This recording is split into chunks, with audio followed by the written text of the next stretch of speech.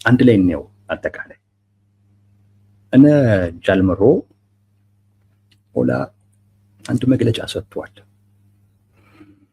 እና ይሄ መግለጫ ስለ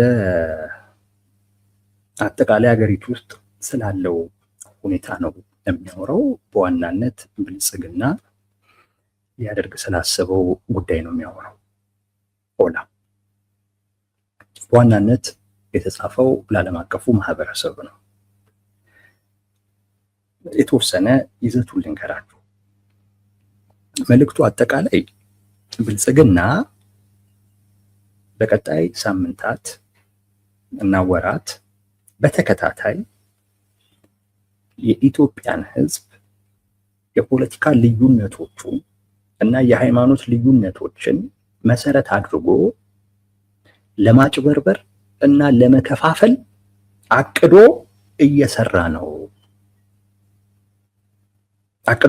ነው። ፖለቲካዊ ልዩነቶች አሉ፣ የሃይማኖት ልዩነቶች አሉ። እነዚህን በሚመለከት ለማጭበርበር እና ህዝቡንም ለመከፋፈል እና ወደ ግጭት እንዲያመራ ለማድረግ የሚያስችሉትን የፖለቲካ እንቅስቃሴዎች አቅዶ እየሰራ ነው። በዚህ ሂደት በዚህ ተግባር ሊጎዳ የሚችለው ንጹሃን ናቸው። ንጹሃኖች ስለሚጎዱ ህይወታቸውን ስለሚያጡ የዓለም አቀፉ ማህበረሰብ ደርሶ ወይም ጫና ፈጥሮ ብልጽግናን ከእንደዚህ አይነት እኩይ ተግባሩ ያስቁመው ነው መልእክቱ። ይሄ ነው እና ለዓለም አቀፉ ማህበረሰብ የተጻፈ ነው። ብልጽግና ያጭበረብርባቸዋል ወይንም ህዝቡን ለመከፋፈል ይጠቀምባቸዋል ያላቸውን ነገሮች ኦላ ይዘረዝራል። እሱን አንድ በአንድ አናይም። ዋናው መልእክቱ ላይ ነው የምናተኩረው። ግን ከነዚህ ውስጥ አንዱ የአዲስ አበባን ጉዳይ ያነሳል። አዲስ አበባን ወደ ኦሮሚያ ለማካለል እያሰበ ነው፣ እያቀደ ነው። አንዳንድ እንቅስቃሴዎችም ተጀምረዋል። ይሄ በአዲስ አበባ ጉዳይ በአማራውና በኦሮሞ ህዝብ መካከል ግጭት ለመፍጠር ነው፣ መከፋፈል ለመፍጠር ነው ይላል አንድ። ሁለተኛው ምርጫውን ያነሳል። ምርጫ ለማድረግ እያሰብኩ ነው ይላል። ይሄ ምርጫ ግን በምርጫ የመጣው መንግስት ነኝ ብሎ ዓለም አቀፉን ማህበረሰብ ለማጭበርበር ነው እንጂ 70% የሚሆነው ሀገሪቱ ውስጥ ምርጫ ማድረግ የሚያስችል ሁኔታ የለም። ዋነኛ ተቃዋሚ የሚባሉ የፖለቲካ ኃይሎችም ራሳቸውን ከምርጫው ገሸሽ አድርገዋል። አሉ የሚባሉም ካሉ እነሱም ያሉት ምዝገባቸው እንዳይሰረዝ በሀገሪቱ ህግ መሰረት ሊሰረዙ ስለሚችሉ ላለመሰረዝ ብለው ካልሆነ በስተቀር ሌላ ነገር የለም። ስለዚህ ዓለም አቀፉ ማህበረሰብ ይሄ ምርጫ የግጭት ምክንያት መሆኑ ስለማይቀር ጫና ይፍጠር ብልጽግና ላይ ይላሉ። ሌላው አካባቢያዊ አስተዳደሮችን በሚመለከት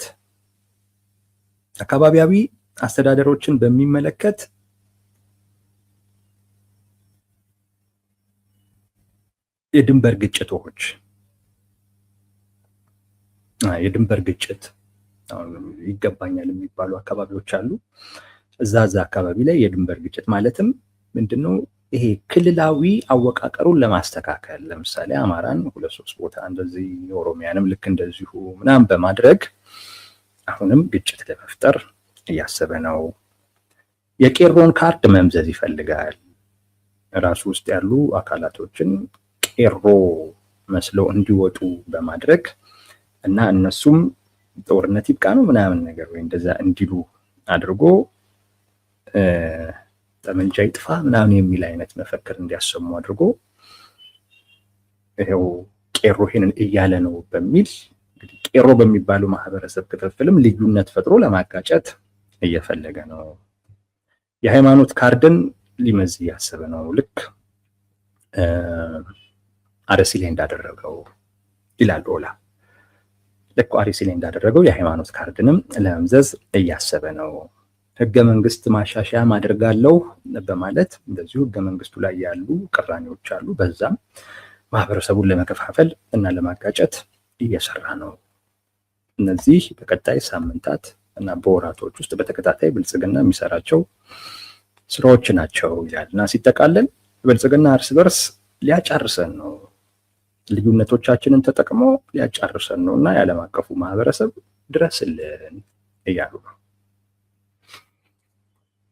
ከዚህ ጋር ተያይዞ ዛሬም መነጋገሪያ ስለነበር ስለ ምርጫው ትንሽ እናወራችኋለን። ኦላ ምርጫውን እየተቃወመ ነው ያለው። ልክ እንደነ አስረስ ማረ ማለት ነው። ልክ እንደነ ፋኖ ማለት ነው። ልዩነቱ ኦላ ቋንቋው ነው አንድ። ልዩነቱ ሁለተኛው ጃልምሮ ልክ እንደ አስረስ በቪዲዮ መከላከያ ልብስ ምናምን ለብሶ አልወጣም። ሁለት ልዩነቱ በአደባባይ በግልጽ እና አስረስ እንደዛቱት እንዳስፈራሩት ኦላ አልዛተም፣ አላስፈራራም። ግን ምን እያለ ነው? በምርጫው ምክንያት ንጹሃን ይሞታሉ እያለ ነው። በምርጫው ምክንያት ንጹሃን ይጎዳሉ እያለ ነው። ለምን ይጎዳሉ? በምርጫው ምክንያት ለምን ይጎዳሉ?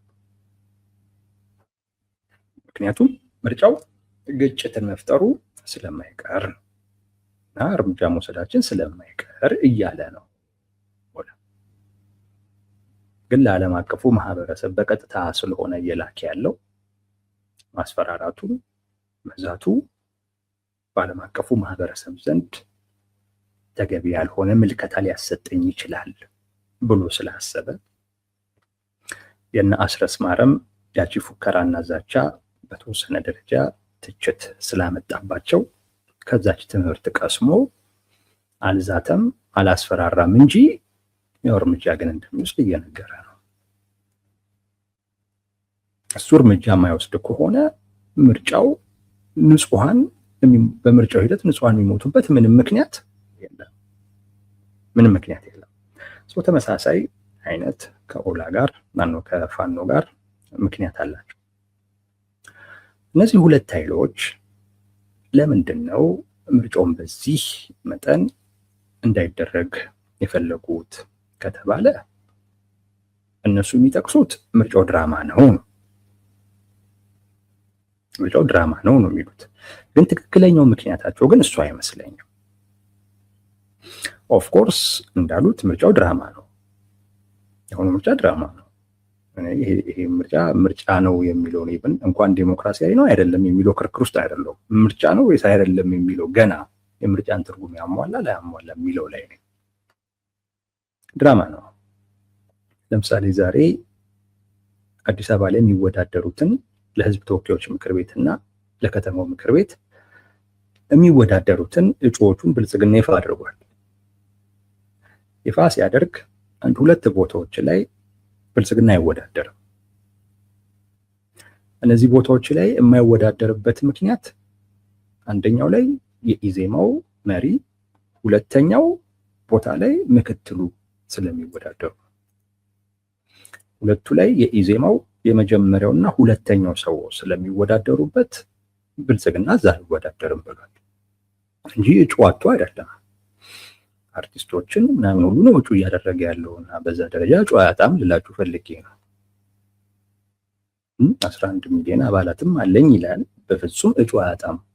በለዚሁም በምርጫ ወቅት በእርግጠኝነት ብልጽግናን ወክሎ ለመወዳደር ፍላጎትም አይኖረውም ብዬ የማስበው ሰው የለም። ምክንያቱም ፓርላማ ይገባል። ቢያንስ ፓርላማ ሲገባ ስታተስ አለ፣ ኮኔክሽኖች ይኖሩታል፣ ቤት አለ፣ መኪና አለ፣ ደሞዝ አለ፣ ምቾቶች አሉት። አብዛኛው እኮ ምርጫው ላይ እኮ የሚሳተፉት በምርጫ ሂደት ውስጥ በመሳተፍ የሚገኙ ጥቅማ ጥቅሞችን ለማግኘት ሲባል እኮ ነው፣ ሌላ እኮ አይደለም። እና ድራማ ስለመሆኑ ማሳያው ይሄ ነው። አሁን ህዝቡ እዛ አካባቢ ላይ ያለ ህዝብ አማራጭ እየተሰጠው አይደለም። በእርግጠኝነት ብልጽግና በመዋቅሩ በኩል የኢዜማው ዋነኛው ሰው እና ሁለተኛው ሰው የሚወዳደሩበት ቦታ ላይ ኢዜማን ምረጡ ብሎ ለብልጽግና መራጮች አቅጣጫ እንደሚያስተላልፍ ጥያቄ የለው። ይሄ የተፈለገበት ዋነኛው ምክንያት ምንድነው? ፓርላማ ውስጥ የተቃዋሚዎችም አሉ የሚለው ጊዜ ድራማ ነው።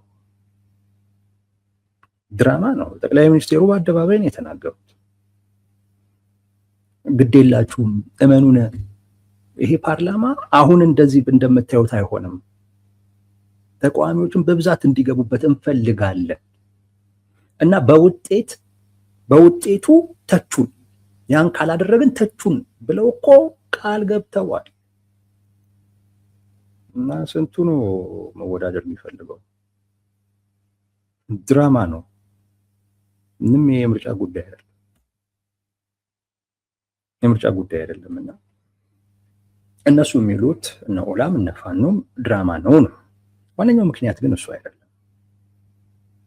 ዋነኛው ምክንያት ይሄ ምርጫ የጦርነት ስልት ስለሆነ ነው። የጦርነት ስልት ነው። አይ ቲንክ ፋኖም ኦላም ይሄን ምክንያት የማይገልጹት እንደው ምናልባት ምርጫው እንኳን ከተደረገ ሌላ አይነት ምክንያት ላለመፍጠር ይመስለኛል። የጦርነት ስልት ነው ይሄ ምርጫ። በቃ የጦርነት ስልት ነው። ዌፐን ነው፣ መሳሪያ ነው፣ ሌላ አይደለም። ኦላም ፋኖም ደግሞ ምንድን ናቸው? ተዋጊዎች ናቸው። የተዋጉት ነው ብልጽግና። ለምሳሌ አሁን ትግራይ ላይ ይሄ ጉዳይ አጀንዳ አይደለም። ትግራይ ላይ ምርጫ ይደረጋትና ምናምን የሚባል አጀንዳ አይደለም። ለምን አይደረግማ? ምርጫ እዛ በቃ ትግራይን የሚቆጣጠረው ትግራይ ላይ የሚወስነው የሚያዘው አካል እኔ ከሌለው ምርጫ አይደረግም ብሎ በቃ አይደረግም። ስለዚህ ትግራይ ላይ አጀንዳ አይደለም። አማራ ክልል ላይ ግን ፋኖ ብቸኛ ውሳኔ አይደለም። ኦሮሚያ ላይ ኦላ ብቸኛ ውሳኔ አይደለም። እንደውም የመንግስትን መዋቅር የያዘው ራሱ ብልጽግና ነው። ስለዚህ ብልጽግና እነዚህ አካባቢዎች ላይ አብዛኞቹ ቦታዎች ላይ ምርጫ ቢያደርግ ለሱ አሁን ካለው የጦርነት ሁኔታ አኳያ ይዞለት የሚመጣ ነገር አለ። እነዚህ ለ3 ለ4 ለ5 ለ6 ለ7 ለ8 ዓመታት ያህል ጦርነት ሲደረግባቸው የነበሩ አካባቢዎች መንግስት አንጻራዊ ሰላም አምጥቻለሁ ነው እያለ ያለው። አከርካሪያቸውን ሰብሬዋለሁ እያለ ነው ያለው። ሚዲያ ላይ ነው ያሉት እያለ ነው ያለው። እነሱ ደግሞ አይደለንም፣ አከርካሪያችን አልተሰበረም፣ አለን፣ አቅም አለን፣ እየማረክን ነው፣ እየተቆጣጠርን ነው ምናምን ነው እያሉ ያሉት። ይሄ ምርጫ ከሁለት የአንዱን ትርክት የሚያረጋግጥ ሌላ አይደለም። ወይ መንግስት እንደሚለው ሰብሯቸዋል፣ መንግስት እንደሚለው አብዛኛውን አካባቢ እሱ ነው የሚቆጣጠረው፣ አሊያም እነሱ እንደሚሉት መንግስትን አዳክመውታል፣ የቁጥጥር አቅሙን አዳክመውታል እና ክልሎቹ ላይ ብዙ ቁጥጥር የለውም የሚለውን ማሳየት የሚፈልጉት። አማራ ክልል ላይ በተወሰነ ደረጃ የተሳካ ነው። ራሱ ለምርጫ ቦርድ ከክልሉ የተላከለት መልእክት 51% የሚሆነው አማራ ክልል ላይ 51% የክልሉን ሪፖርት ነው የምነግራችሁ፣ ወይም ከ50% በላይ የሆኑት የምርጫ ጣቢያዎች ላይ ምርጫ ማድረግ አስቸጋሪ ነው። 30 ምናምን በመቶ የሚሆኑት ላይ ጭራሽ አይቻልም። እሱን እንዳታስቡት ነው። 20 ምናምን በመቶ ላይ ቢጫ ነው፣ ደመቅ ያለ ቢጫ ይመስለኛል፣ ቢጫ ነው። ያ ማለት በሰራዊት አቅም ካልሆነ በስተቀር አይቻልም ያለ ነው። ሁለቱን ስትደምሩ ከ50% በላይ ምርጫ ማድረግ አማራ ክልል አስቸጋሪ ነው። ይሄ የክልሉ ሪፖርት ነው። ፋኖ ይሄን ማስጠበቅ ከዚህም በላይ ክልሉ ላይ ምርጫ እንዳይደረግ ማድረግ ይፈልጋል። ትላንት አስረስ ማረ 90% ተቆጣጥረናል እያለ ያለው ምርጫው ላይ ይታያል። ምርጫው ለዛ መልስ ይሰጣል። የጦርነት ስልት ነው ምርጫው አማራና ኦሮሚያ ክልል። ኦሮሚያ ክልል ላይ 80 ቦታዎች ካልሆነ በስተቀር ሌሎቹ ላይ በሙሉ አረንጓዴ ነው። 80 የምርጫ ጣቢያዎች ላይ ቢጫ ነው፣ ቀይ የለም። ሁሉም ላይ ማድረግ ይችላል ባይ 80ው ላይ የጸጥታ አስከባሪዎችን ተጠቅሜ ምርጫ ማድረግ ይችላሉ ባይ ነው። ያ ማለት ኦላ የለም እያሉ ነው። ወይም እነዚህ አካባቢዎች ላይ በተወሰነ ደረጃ ነው የሚንቀሳቀሰው፣ ምርጫውን ማድረግ ግን አይከለክለኝም እያሉ ነው። እውነት ነው አይደለም? ምርጫው መልስ ይሰጣል። ምርጫው መልስ ይሰጣል። ለዛ ነው መንግስት ይህንን ምርጫ አደርጋለሁ የሚለው። ሌላ ምንም የተለየ ነገር የለውም። ምርጫውን ከተደረገ ብልጽግና ይመረጣል። እሱ የፈለጋቸው ተቃዋሚ ፓርቲዎች ፓርላማ እንዲገቡ ያደርጋል። ይቀጥላል። ጦርነቱም ይቀጥላል። ምንም ሌላ ነገር የለም። ብልጽግናም ተመረጥኩ ብሎ ይቀጥላል። ተቃዋሚዎቹም ደግሞ ታጣቂዎቹም ደግሞ ያስመስል ነው እያሉ ደግሞ እነሱም የትጥቅ ትግላቸውን ይቀጥላሉ። ሌላ ምንም ነገር የለም። ሌላ ነገር አይኖረውም። ግን እንደ አቅም መለካኪያ ነው እየታየ ያለው፣ እንደ አቅም መፈታተሻ። አንዱ በዚህ በምርጫው አጋጣሚ ሊያሳጣ ወይንም ሊጥለው ነው እየፈለገ ያለው። ሊያሳጣው ነው በቃ ማለት ሊገልጠው፣ ማስኩን ሊገልጠው ነው እየፈለገ ያለው። ምርጫውን እየከለከሉ ያለበት ምክንያት ይህ ነው። ብልጽግና በዚህ ምርጫ የፖለቲካ ትርፍ ሊያተርፍበት፣ ተቀናቃኞቹን ወይንም ተቃዋሚዎቹን ሊያሳጣበት ስለፈለገ እነሱም ተመሳሳዩን እሱ ላይ ለማድረግ ስለፈለጉ ነው ምርጫው አጀንዳ እየሆነ ያለው በዚህ ምክንያት ነው እንጂ ምርጫ ስለሆነ አይደለም። ምርጫ ስለሆነና አማራጮች ያሉበት ምናምን ማን ይሁን የሚመረጠው ሚሊዮን አጓጊ ነገር ውስጥ ስለሆነን አይደለም። ብልጽግናም ተቃዋሚዎቹን ሊያሳጣበት፣ ተቃዋሚዎቹም እሱን ሊያሳጡበት ነው እየፈለጉ። በዚህ ምክንያት አጀንዳ ሆኗል ይሄ ምርጫ። እና ምርጫው ምን ሆኗል? ምርጫው ምርጫ ሳይሆን የግጭት ምክንያት ነው እየሆነ ያለው። የግጭት ምክንያት። አሁን ይሄንን መሰረት አድርጌ ምርጫው ይቅር አይቅር እንዲህ አይነት ነገር ውስጥ አልገባም።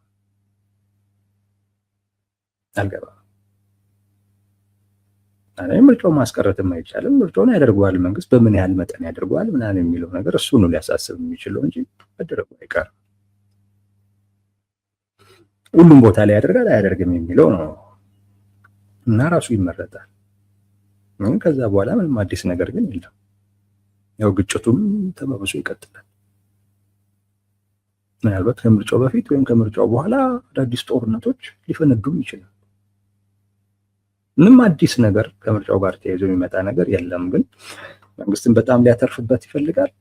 ተቃዋሚዎቹም ደግሞ ራሳቸውን ትርፍ አስልተው ሊያተርፉበት ይፈልጋሉ። ለዛም እየተንቀሳቀሱ ነው።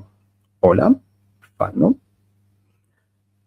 ምርጫው እንዳይደረግ ማስጠንቀቂያ እየሰጡ ያለበት ዋነኛው ምክንያት ከዚህ ጋር የተያያዘ ነው።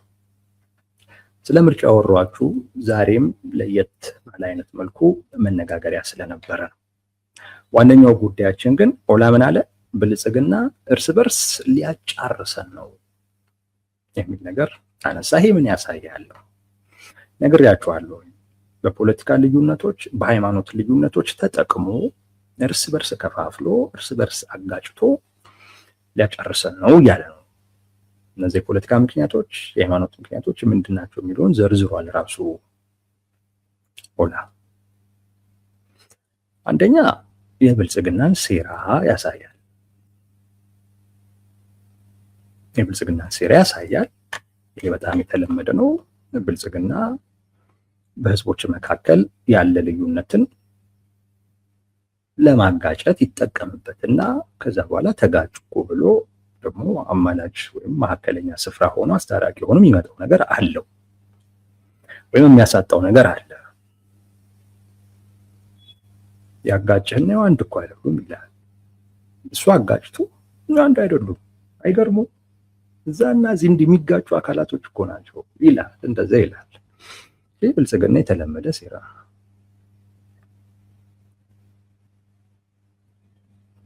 ልዩነትን መሰረት አድርጎ የመንግስትን አቅም ተጠቅሞ አጋጭቶ አንድ አይደሉም እኮ ብሎ ያመሃል፣ የሚያሳጣሃል። ይሄ ብልጽግና ፖለቲካው ነው፣ የተለመደ ፖለቲካው ነው።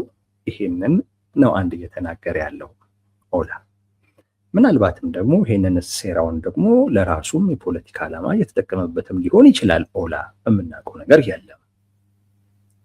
ብልጽግና እንዲህ ሊያደርግ ነው፣ ብልጽግና እንዲህ ሊያደርግ ነው፣ ብልጽግና እንዲህ ሊያደርግ ነው ብሎ እያሰበ ያለው ኦላም ራሱ ሊያደርግ አስቦም ሊሆን ይችላል። የምናውቀው ነገር የለም። ራሱ አድርጎ በብልጽግና ለማሳበብ ቀብድ እያስያዘም ሊሆን ይችላል። ብያችኋል ነበር ሊል ማለት ነው። ምክንያቱም ኦላም እንዲህ አይነት ኦላም ብቻ ሲሆን ሌሎቹም ተቃዋሚዎች እንደዚህ አይነት የራሳቸው ነገር አላቸው። ይሄንን ያሳያል። አንድ ለኔ ግን በጣም በጣም አስፈላጊው ነገር ኦኬ ኦላ ደረሰበት፣ ብልጽግና ያሰበውን ነገር ደረሰበት። እንዲህ ሊያደርግ ነው፣ ሊከፋፍል ሊያጋጨን ነው አለ ኦላ። ትልቅ ውጤት ነው። ይህን ማግኘት ትልቅ ውጤት ነው። አሁን አንተ እንዴት ታከሽፈዋለህ ነው። ይህን እንዴት ታከሽፈዋለህ የሚለው ነው ወሳኙ ነገር። ኦላ ማክሸፉ የለውም። ቢጨንቀው ምን አደረገ? አደባባይ ላይ አወጣ። ቢጨንቀው ምን አደረገ? ዓለም አቀፉ ማህበረሰብን ድረሱልናል። ለምን? እሱ ሊያከሽፈው አይችልም። ለምን? ምክንያቱም ተቃዋሚ በሚባለው በኩል በተጠቀሱት ጉዳዮች ላይ አንድነት የለም። አንድነት የለም። ያንን እኮ ነው የምንለው። ተቃዋሚው በርክቷል፣ በዝቷል። ምክንያቶችም አሉት፣ ኮዞችም አሉት። ነገር ግን በሀገሪቱ መሰረታዊ ጉዳዮች ላይ የፖለቲካ ማህበረሰቡን በሚለያዩ በሚያጋጩ ጉዳዮች ላይ ግን ተቀራራቢ የሚባል ምልከታ የለውም። አሁን የአዲስ አበባ ጉዳይ ቢነሳ የሚጋጨው እኮ ማንም እኮ አይደለም። የኦላ ደጋፊ የፋኖ ደጋፊ ነው እርስ በርስ የሚተዛተሰው። ሲጋጩ ታያችኋላችሁ። ለምን? አንድ አይደሉም በእንደዚህ አይነት ጉዳይ ላይ፣ ወይም ተቀራራቢ የሆነ አቋም የላቸውም።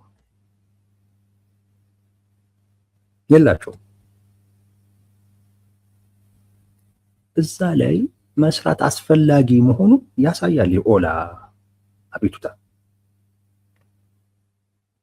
ችግሩን ደርሼበታለሁ ግን መፍቻው ግን የለኝም፣ ይሄን ማክሸፊያ ግን የለኝም እያለ ነው። ስለዚህ ቢጨንቀኝ ምን አደረኩ? ለዓለም አቀፉ ማህበረሰብ አቤቱታ አቀረቡ፣ ድረሱልን ብዬ።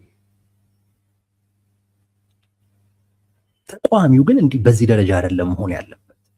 ልክ እንዲህ አይነት ነገር ሲደርስ ማክሸፊያው ላይ ነው የሚሰራው።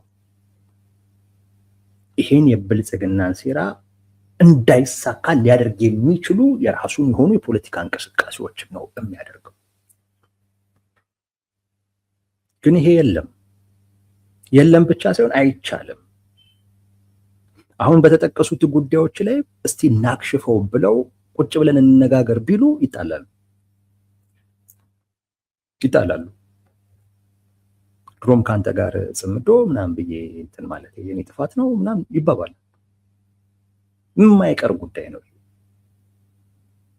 ይሄን ስለሚያውቁ በእነዚህ ጉዳዮች ላይ ቁጭ ብለው ማውራት እንደማይችሉ ስለሚያውቅ ኦላ ምን አደረገ? ለዓለም አቀፉ ማህበረሰብ ጉዳይ እኔ ብልጽግናን ሴራ ብቻ ሳይሆን በተቃውሞ ጎራ ውስጥ ያለውን ወሳኝ ድክመት ጭምር የሚጠቁም መግለጫ ነው።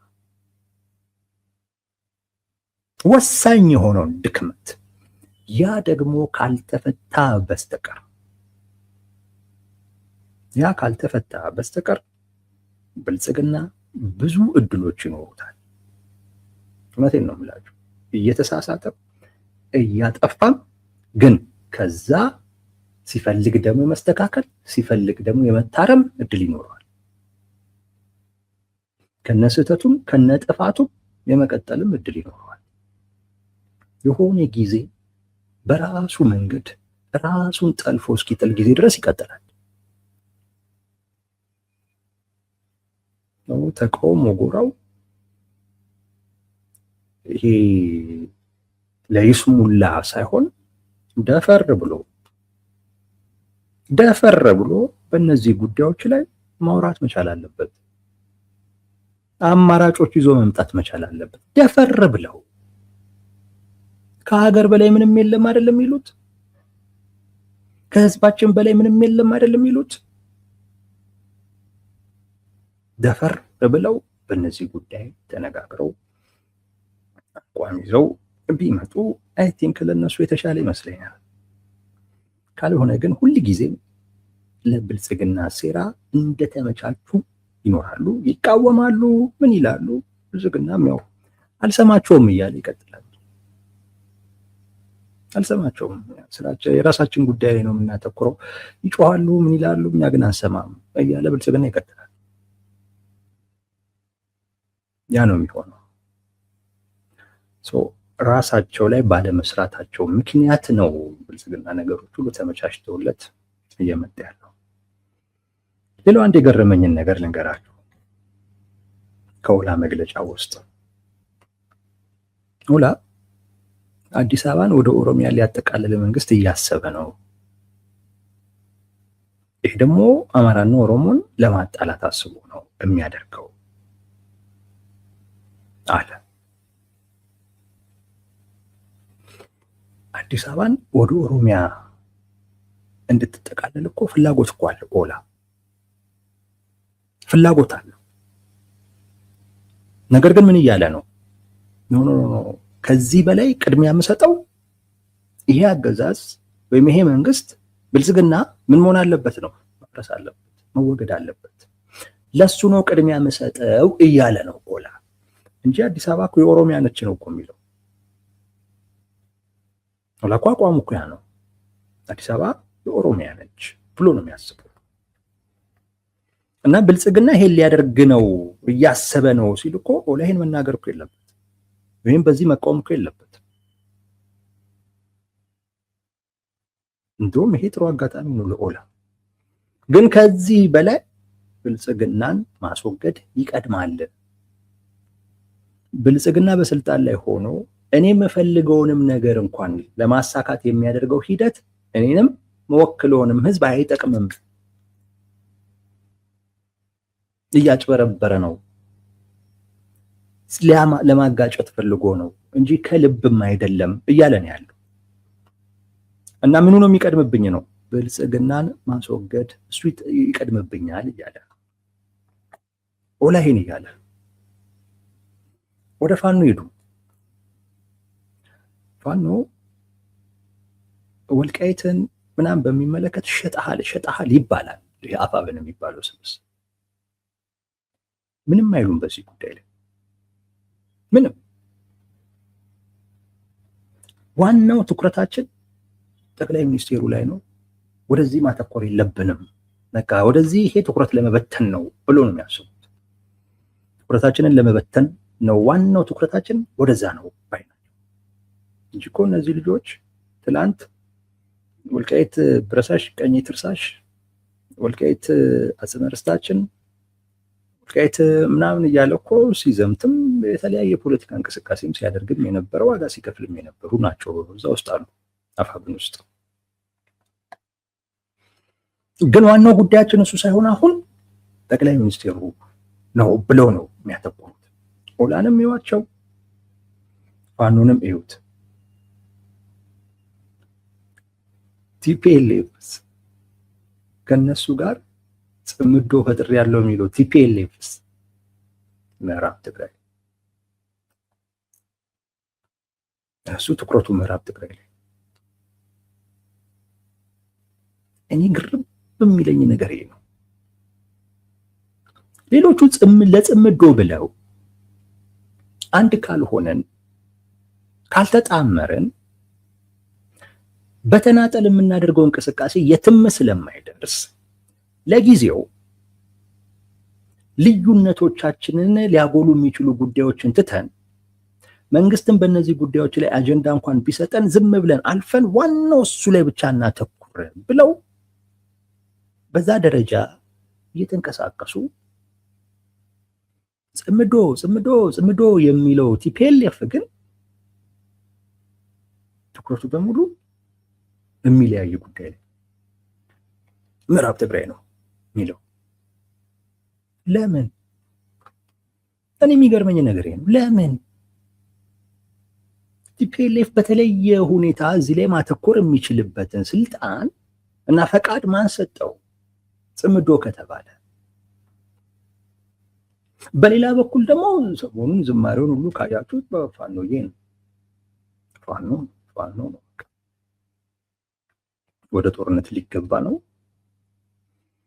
በቃ ፋኖ ነው አሁን ወሳኝ ኃይላቸው ሆኗል ፋኖ እና በጣም ነው የሚያንቆለጳጳሱት። በጣም ኢቨን ስለ ጽምዶ ሁሉ ሲጽፉ የመጀመሪያው የሚጻፈው የፋኖ ስም ነው። ሌሎቹ ተከታይ ናቸው። ፋኖ ኦላ ቲዲኤፍ ወይም ፋኖ ቲዲኤፍ ኦላ ነው። ብቻ ፋኖ ቅድሚያ በቲፒኤልኤፍ ሳይድ ማለት በዚህ መጠን መዳኛችን ነው ይሉታል። በዚህ መጠን አስፈላጊያችን ነው ይሉታል። በሌላ በኩል ደግሞ የነሱ ትኩረት ምዕራብ ትግራይ ላይ፣ የፋኖ ትኩረት ደግሞ ሌላ ቦታ እንዲሆን ነው የሚፈልጉት። ይህ እንደዚህ አይነት ጽምዶ እንዴት እንደሚሰራ አላውቅም። እውነቴን ነው የምላችሁ አላውቅም። እነሱ የብልጽግናን ሴራ እናክሽፍ ብለው ይኸው ኦላን የብልጽግናን ሴራ ላክሽፍ ብሎ እኮ ነው የአዲስ አበባን ጉዳይ እኮ አንስቶ እንዲህ ሊያደርግ ነው እንዳትታለሉ ሊያጭበረብር ነው እያለ እኮ ያለው ኦላ የብልጽግናን ሴራ እኮ ለማክሸፍ ብሎ እኮ ነው እንጂማ አዲስ አበባ ወደ ኦሮሚያ ቢካለልለት ደስታው ነው እኮ ኦላ እኮ ግን ላለማክሸፍ ብሎ ነው። የብልጽግናን ሴራ ሊያከሽፍ ፈልጎ ነው። ከፋኖ ጋር ላለመጋጨት ብሎ አፋብን ውስጥም ያሉት ወልቃይት የትግራይ ነው ብሎ እኮ አይደለም። ግን አሁን እዛ ላይ ብናተኩር ከቲፒኤልኤፍ ጋር ነው ግጭቱ የሚሆነው። ያ ደግሞ ለብልጽግና ይጠቅማል። ስለዚህ የብልጽግና ሴራ እናክሽፍ ብለው ነው እነሱም ምንድነው የሚባሉት ተላላኪ ምናምን ሻጭ ምናምን ተብሎ የተጠሩ ራሱ እንኳን በቃ አይናቸውን ከጠቅላይ ሚኒስትሩ ላይ በፍጹም አነነቅልም እያሉ ያሉት ቲፒኤልኤፍ ግን ትኩረቱ ነው የሚገርም። እዚህ ነው ነገራችን ላይ ቲፒኤልኤፍ ለተቃውሞ ጎራ ውድቀት ምክንያት ነው እምለው ምክንያት ነው። ተቃውሞ ጎራ ነገ ከነገ ወዲያ ብትንትኑ ቢወጣ እውነቴን ነው የምላቸው የመጀመሪያው ተጠያቂ ማድረግ ያለባቸው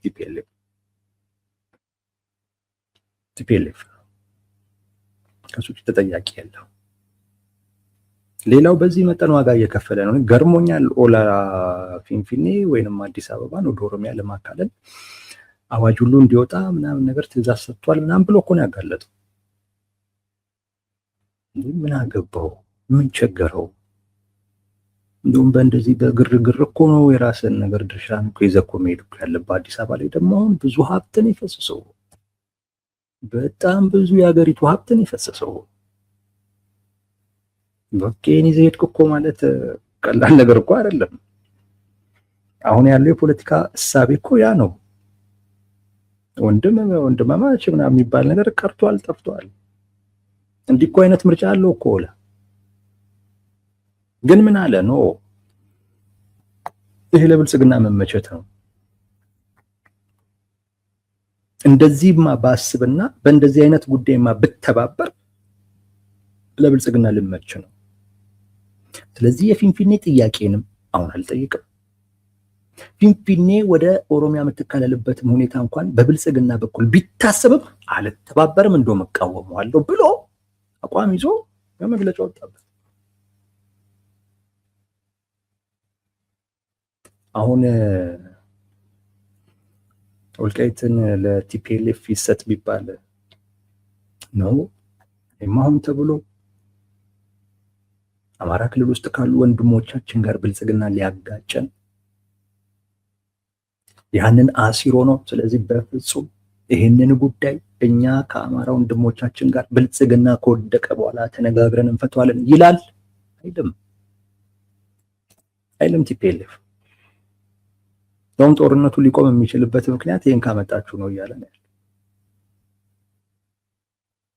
እንዴት ሲሉት በላቸው ነው የሚለው። የኔ ነው የሚሉትን አካል ስርዓት አስይዘህ ወራሪዎቹን አስወጥተህ አምጣልኝ እኮ ነው እያሉ ያሉት።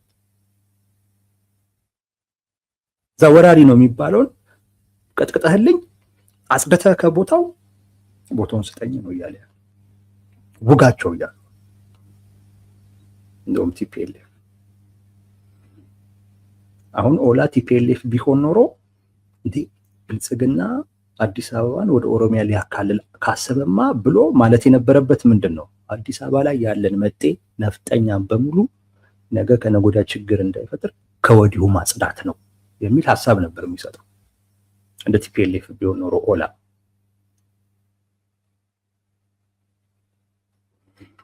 ግን እንደዛ አይደለም። ይልቅስ ምን አለ? የሚያት ብልጽግና ሴራ ነው፣ ሊያጋጨን ነው፣ ሊያጣላን ነው። በዚህ መጠንማ ለብልጽግና አልመችም ብሎ ዋነኛ ጥያቄውን ትልቁን ፍላጎቱን በሚመለከት ሊያጭበረብር ነው፣ ሊከፋፍል ነው፣ ሊያጋጨን ነው። እንዲህ አይነት ነገር እንኳን ቢያነሳ ብሎ ቀድሞ አጋጨ። ነገር ነው ኦላ እንዲህ እየከፈለ ነው እንግዲህ ባላመነበት ጽምዶ ማለት ነው። እና አስረስ ማረም በጣም እየከፈሉ ነው። አስረስ ማረ በጣም እየከፈለ ነው። እውነት ለመናገር ነገ እንዴት እንደሚሆን አላውቅም። ብዙ ላወራ አልፈልግም። ግን እየሄደ ያለበትን መንገድ ያየው ነው።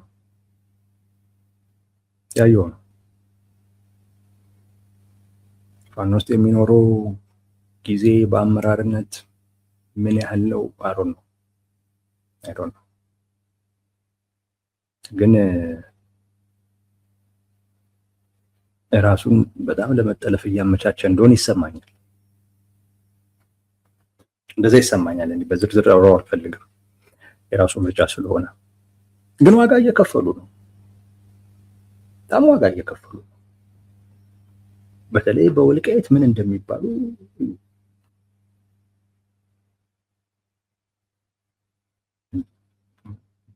በአማራ ብሔርተኝነት ትግል ውስጥ እኮ ትልቅ አስተዋጽኦ ያላቸው ልጆች እኮ ናቸው። የአማራ ብሔርተኝነት ማለት አንዱ ጥያቄው የግዛት ጥያቄ ነው እና እዛም ላይ ራሱ ትልቅ አስተዋጽኦ የነበራቸው ናቸው። ያ ሁሉ ተረስቶ አሁን ሻጭ ነው የሚባሉት። ሻጭ ነው እየተባሉ ግን ይሄንንም እየተባሉም እንኳን ቢሆን ላለመባል ብለው የሚያደርጉት ነገር የለም። ያንና አርግማ ብንል ለብልጽግና እንመቻለን ብለው አሁንም ትኩረታቸው እንደውም ሻጭ የሚያስብላቸው ሌሎች አይነት እንቅስቃሴዎች ውስጥ ሁሉ እየገቡ ነው ያሉት። እሱን የሚያጠናክርላቸው ቲፒኤልኤፍ ግን ይሄን አይከፍልም፣ በዚህ መጠን አይከፍልም። ቲፒኤልኤፍ ጠቅላይ ሚኒስትሩ እንደራደር እያለ በምን ጉዳይ? በምዕራብ ትግራይ ጉዳይ እንደራደር እያለ ተደራድረን እዛ ያለውን ወራሪ ቀጥቅጣ አስወጣልኝና እንደውም ስጠኝ እያለ ከዛን ሰላም እንፈጥራለን እያለ